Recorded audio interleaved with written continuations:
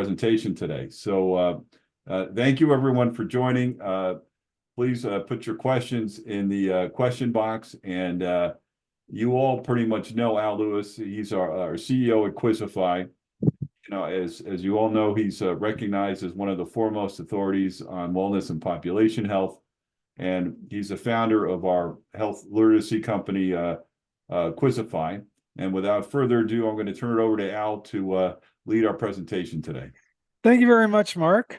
Well, first of all, let's go why we're all here today. Number one, people assume these labels are correct and they rely on them. And number two, people think they know how to read them, but they don't. And by the way, that is not us, sounding morally superior here. We didn't know how to read them either. We originally were going to do a webinar on how to read these things. Now we're doing a webinar on how not to read these things.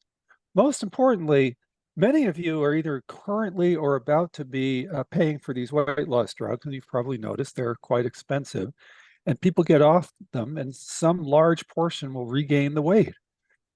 You want them to maintain the weight because you're paying for these weight loss drugs. They can't do that if coaches just teach them, oh yeah, read the nutrition labels. The idea is to teach employees not to read the nutrition labels. Not all of the information is counterproductive, but most of it is. Okay, so we're going to start with a trivia question here. So put your hands on the buzzer. A zero nutrition fact of which of the following indicates that a product is healthy? Cholesterol, trans fats, neither, both. And while you do that, you can familiarize yourself with the label on the right because we're going to be coming back to it. Mark, how's it looking? Oh, I'll wait. poll and I'll put the results up here. Okay. That's the next question. That's the second question. I'm sorry. Yeah.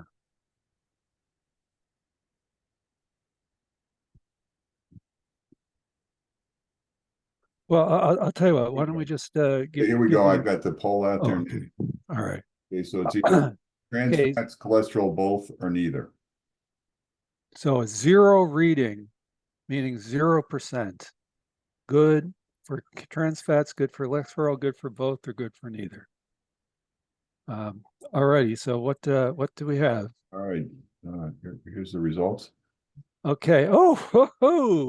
It looks like the majority is, in fact, I'm sorry, the majority is absolutely incorrect. The majority is incorrect. The answer is neither, which very few people guessed. And I'm going to ask you to stay on for quite some time, and we will get to why neither of these is correct. Meanwhile, we're going to start with we just started, but we're going to have a trivia question now. Answer in the chat box, and the winner will get a free $500 Quizzify pilot program for their company or their client. So the question is, and just put the answer, just type it into the chat box here, and you have a little while. We're not going to give you the answer for a while. If trans fats is always 0 grams, why is it still listed? Why do they use up valuable real estate to list something which is always 0 grams? Now, while you think that one over, we will get on with the rest of the show with yet another trivia question. And this one, I think people have already given some of the answers to. Let's see if you've redeemed yourselves. The number one nutritional deficiency in the U.S., fiber, protein, iron, or vitamin D. Mark, what do we have? Okay, so that's actually only 4 people voted so far. But yes, so the 4 are correct. The 3 of the 4 are correct. Fiber is by far the number one nutritional deficiency in the United States. And what's different about it from these other deficiencies that people have is if you don't get enough protein, iron, and vitamin D, once you figure it out, you can just get more and get back to almost all the way, if not all the way back to baseline. Fiber, if you don't get enough fiber, you can create issues in your gut that cannot be resolved. So this is the most important thing to get enough of all the time. And yet, that nutrient is buried in the label. It's probably the most important thing in the label, with the possible exception of added sugars, and it's buried. So speaking of the label, let's go point by point through the label, starting with serving size and calories. They have increased the serving size, It used to be that a pint of ice cream was 200, I'm sorry, 4 servings in a pint. Now it's 3 servings in a pint. My personal experience is a pint will last you about 2 servings, and there's a reason for that. The serving sizes, though increased, have not been increased enough. The food companies have figured out how to basically, some people will disagree with this word, but how to essentially addict us to junk food. They have figured out the receptors in our brain that make us crave sweet and salty foods, and much more of them than are in the serving. So, for instance, a serving of Hardee's is a 1,400 calorie burger that they've put out, and it was so successful that they put out an even bigger one. Okay, so this is why you look at the serving size, compare it to what you eat, you're probably going to find there's no comparison. Now let's go to the nutrition facts label, back to it, and we're going to go to total fat. So total fat here is 10%. So the question is a low number like 10% good, meaning you want to reach 100% like with a vitamin, or is it bad, meaning you want to stay below 100%? Now, it turns out that fats are neither all good nor all bad. So why is there a percentage there at all? Because some things you want to get more of in fats, olive oil and that kind of thing, and others you want to get less of. So it's meaningless to have a 10% figure if there's nothing to really compare it to. But then they break it out into saturated and trans fat. So hit your buzzer again. We're going to look at saturated fat, and we're going to ask the question, is it good or is it bad? Is 5% good because it's low, or is 5% bad because it's low, or neither of the above? And Mark, what people are answering, has anything come in on the? It said the question from Christina is, it was only banned in the US in 2021. So is older food still circulating in our food system? That's a good question. I hope not. So, I mean, if I'm not a big one for expiration dates. I trust my nose, but if I saw something in my house that expired in 2021, I think I would get rid of it. So good question, and please do be careful as older foods.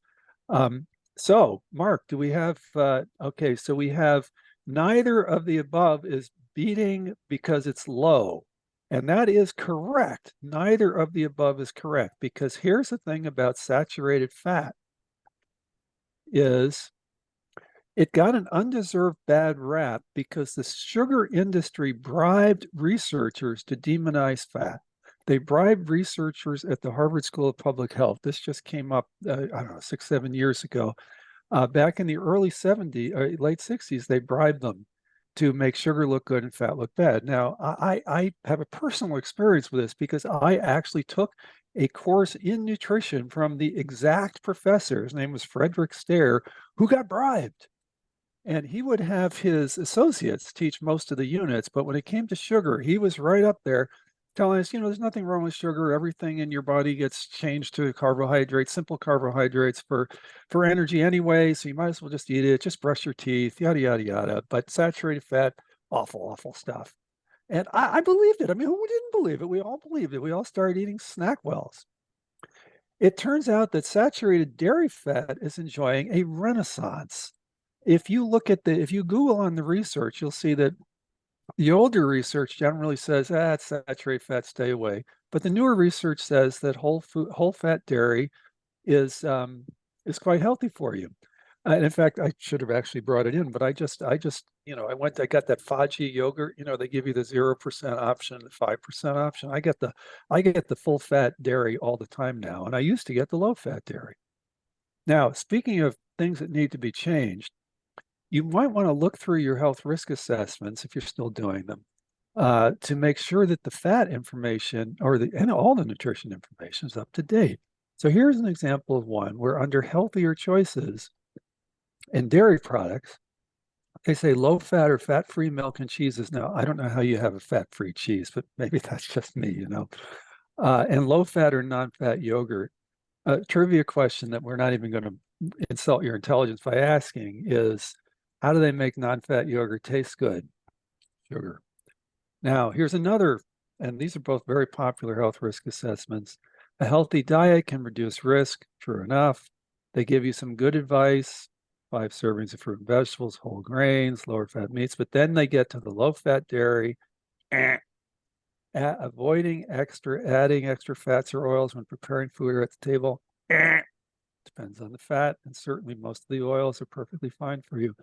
Avoiding added sugar in foods and beverages, very good idea, but just saying, oh, I got to avoid the added sugar, that's not going to get you anywhere. We're going to come back to that. And that brings us to trans fats. And Mark, do we have an answer? Did anybody come close to getting it right? Why the trans? Yes. Melissa said here the government mandated that trans fats must be included on labels. Okay, well, that is correct. But the question would be all why? right, but okay. Yeah, the question is why are they still included, even though, as Christina pointed out, they've been out of the food supply for 3 years. So We it don't doesn't have look, an answer on that yet. all right. So it doesn't look like we're going to be giving away. Heck, it's $500, people. You know, it's not a lot of money to do a pilot with Quizzify anyway. The food industry has lobbied to keep trans fats on the label so that their foods would look healthy, because people look at the trans fats and they say, oh, good, it doesn't have any trans fats. It must be healthy. Well, number one, that's why they have it on there. Number two, it is actually possible that there are still, and this gets to Christina's question, there are still some trans fats in the diet. Not honestly, probably not enough to harm anybody, but they can round down to 0 grams. So if they have like 0.4 grams, they can round it down to 0. Now, let's get back to this one about how neither of these, the cholesterol and the trans fats, a 0 of neither of these is healthy. We've already shown you that the 0 of trans fats is meaningless. Let's look at the 0 of cholesterol.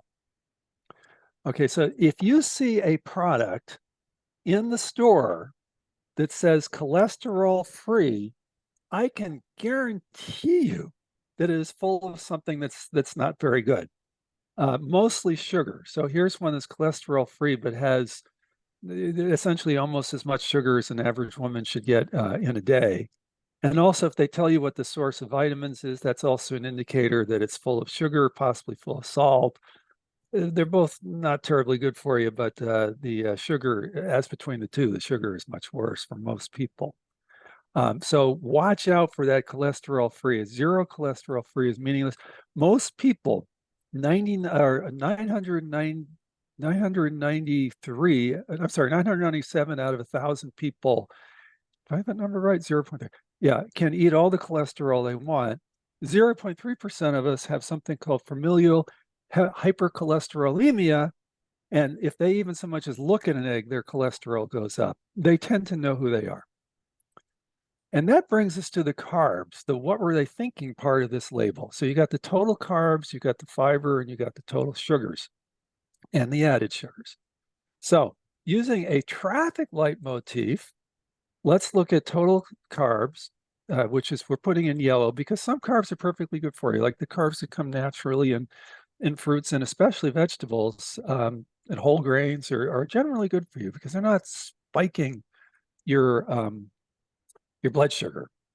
Now, then you have fiber, which is, as we talked about, very important to get. That's why it's in green. You want to get at least 100%. And then right with the fibers, you have the total and the added sugars, where they're very bad, and you want under 100%. So one trivia question we're not going to ask is, why are they lumping the best thing in this thing that they have with the worst in the same area? Well, the answer is that fiber is a carbohydrate. So if you're a biochemist, this is the correct way to list the carbs. If you are a consumer, it is a completely useless way to list the carbs. So to summarize where we are so far, the serving sizes and the calories are too small and low. The total fat percentage is meaningless. The saturated fat percentage is misleading. Trans fat shouldn't be listed at all, and cholesterol shouldn't be listed at all. And really, you've got two things here. Fiber should really have its own category. It should be in bright green. These other things maybe should be in red.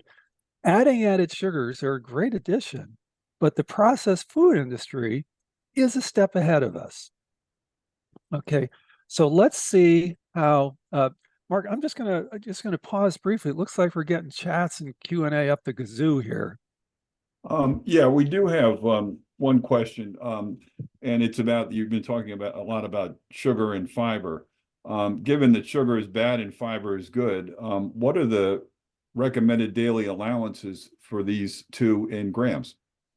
Well, that's a great question. And there's not a total consensus, but a rule of thumb, actually fairly similar, is that you should not get more, depending on your gender, than say 24 grams of added sugar, which is about 6 teaspoons if you're female. And if you're male, 9 teaspoons, which would be 36 grams, maybe it's 10 to whatever it is, it's 24 grams to 36 grams. Fiber is fairly similar. Fiber kind of depends on how much you eat overall, but it's fairly similar. The difference, of course, is that sugar, you want to stay under the number, fiber, you want to go over the number. Okay, so let's see how products game the added sugars, make sugar sound healthy. So this is from a Cliff Bar. They put organic brown rice syrup as the first ingredient. Well, organic, that's a good word. Brown rice, those are two good words. Anytime you see the word syrup, I don't care if it's syrup, manna from heaven syrup, it is sugar. You can see another syrup there too, right on top of the sugar. So syrup is sugar, no matter how much you dress it up. They also tend to list a healthy ingredient first, and this one you've probably seen on our website. It's one of our favorites. The quinoa bar from Quaker lists the quinoa first, and then all the other stuff. And knowing that people only tend to look at the first ingredient, if you look beyond the first ingredient, you're going to find 10 sugars. Now, another thing people do is they split up the sweeteners so you don't notice how much sugar is in the product. So this is Heinz ketchup. They have high fructose corn syrup and corn syrup, both. They split them up. If they just did, well, first of all, they're very unhealthy to begin with, but if they just did one or the other, it would be the second ingredient, because in fact, about a third of ketchup is sugar. Now let's go stick with this label for a sec. They use it as a sales tool, all right? So the first ingredient is tomato concentrate, but if they just said tomato concentrate, that sounds kind of industrial. So they put from red ripe tomatoes. Well, number one, what else is tomato concentrate going to come from other than tomatoes? Number two, they're not going to pick them unripe. And number three, what color is a tomato? So they have done this just to make the product sound better. So this is not a coincidence, not an accident. Now, there is a question here, Al, which I think might clear some things up here, from Lori. She said, isn't the list of ingredients in order of quantity / volume? Yes, it is. Ingredients? That's exactly for example, tomato is primarily in ketchup, quinoa is primarily in a quinoa granola bar. So if you take the word primarily out and you put the word, it's not the same part of speech, plurality in, that would be correct. So for instance, the quinoa may only be 10% of this Quaker granola bar, but the yogurt flavor coating might be 8%. All the sugars combined add up to a lot more than 10%. So yes, as a technical matter, Lori is absolutely correct, and that's precisely how they game the system. And speaking of gaming the system, added sugars are easily gamed as well. So this is Naked Green Machine Juice, and it says no sugar added, but it's absolutely full of sugar. It's got 53 grams, which is 13 teaspoons, which is much more than you should get in a full day. Now, why are we picking on Naked Green Machine Juice? I got a personal story here. Okay, you remember back during the pandemic when we were all having our food delivered? So we ordered from Whole Foods, and they have this green juice they make in house. It doesn't taste very good, but it's very healthy, and you can eat it. It's a drink. It's perfectly good. So we ordered it, and it gets delivered. And looking at it, I say, "Oh, it has no sugar added. It's got to be pretty good." And I took a sip and I spit it out into this thing because how can they do this? That's full of sugar. And then I did some Googling, and it turns out that if you sweeten a juice product with fruit juice concentrate, the fruit juice concentrate counts as a natural sugar. If you sweeten a non-juice product with that exact same fruit concentrate, it counts as an added sugar. And likewise, take sugar. Okay, this is sugar. Sugar shows no added sugar, 0 grams of added sugar, because it is sugar. Now, I don't make the rules. I'm just pointing it out. The other rule that I just cannot figure out is how you can have a packet, which is basically just about 3 grams, 10 calories of pure sugar, and have it say total sugars 0 grams. No idea on that one. And now, Al, Even Kim is crackers can have sugar. Kim is asking a question here about this. Mhm. Just to Yep, because it is so this has 13 teaspoons of sugar in the container. that's correct. Yeah, surprising. That's Yeah, correct. it does. Yes, yes, yes. See, this is, you folks are in the field. If this is news to you folks, as we think it is, as imagine how much news it's going to be to your employees who are not in the health insurance field. So even crackers can have sugar in them. So this is these are Ritz crackers, and then we've all eaten them, and you know the way you're eating them because like they come out on your fingers, kind of thing. You know, they turn yellow and kind of greasy. They have 2 types of sugar in them. They've got sugar and high fructose corn syrup. This is not to say that all crackers are bad by any stretch. In fact, crackers can be a very healthy snack, and this is another very popular cracker, Triscuits. Note that there are only 3 ingredients: whole grain wheat, canola oil, and sea salt. They do tell you it contains wheat in case you didn't realize it contained wheat. That's a law for folks who have celiac. It's got good fiber, no added sugars, decent protein. You know, crackers can be very healthy. Popcorn, not the prepackaged kind that they sweeten. You know, they've got like the caramel popcorn. All that. No, just buy the stuff and put it in the microwave. It takes 2.5 minutes. And you can put some olive oil on it. So we have time for a couple more questions, but first, let's do the final polling. And while we're waiting on this, Mark, I do notice that these question and chats are Yeah. What is the difference when you look at something like raisins and craisins, and you see that they have the same calories? One is just raisins, and the other one is cranberries plus added sugar. What is the difference between those 2 foods? Okay, that's a very good question. They can both contain the same number of calories. Okay, now stay with me on this one, and we'll actually put the website in the follow-up information. Stay with me on this one. The sugars that are loose, meaning not actually part of the fruit, get digested in your stomach and your first part of your small intestine and get essentially into your system very quickly in total. The sugars that are essentially part of the product, whether it's a vegetable or a fruit or a whole grain, travel much farther down your digestive system. And you've got trillions of microorganisms in your gut that, like any living creature, any living thing, have needs for energy. So they are consuming some of your calories. So the number of calories net that gets into your body is much lower with whole food calories than it is with added sugar calories. Okay, so that's a very good question, and we will put a website up because it's a very important piece of information. Mark, how are we doing here? Oh my goodness. Okay, so I mean, we always do very well, but this, even by our standards, is kind of off the charts.